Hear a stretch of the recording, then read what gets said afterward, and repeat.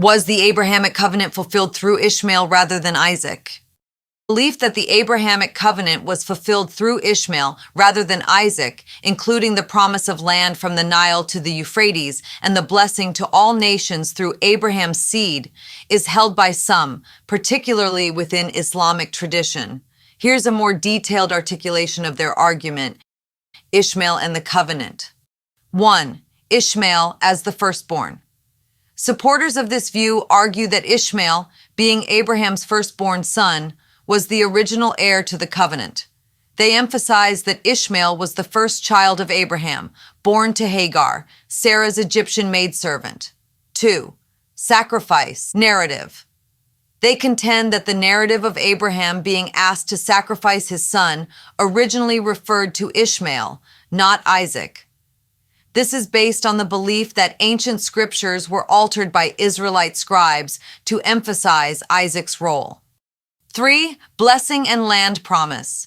The promise of land from the Nile to the Euphrates and the blessing to all nations is seen as applying to Ishmael's descendants. Islamic tradition views Ishmael as an ancestor of the Arab peoples, and thus sees the fulfillment of these promises through the Islamic Hajj and in the rise of Islamic civilization. Scriptural alteration argument. 1. Scribal changes. They argue that ancient Israelite scribes altered the scriptures to shift the focus from Ishmael to Isaac.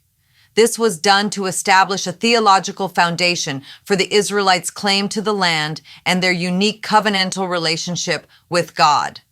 2. Evidence from Quranic texts. The Quran does not name the son of the near sacrifice, but Islamic tradition identifies him as Ishmael. This is supported by the timeline in the Quran, which implies that the promise of Isaac's birth occurred following the sacrifice event, suggesting that Ishmael was the probable candidate. In conclusion, the perspective that Ishmael, rather than Isaac, was the true heir to the Abrahamic covenant is rooted in the belief that Ishmael, as the firstborn, was the original recipient of God's promises. This view is supported by interpretations of Islamic tradition and arguments regarding scriptural alterations.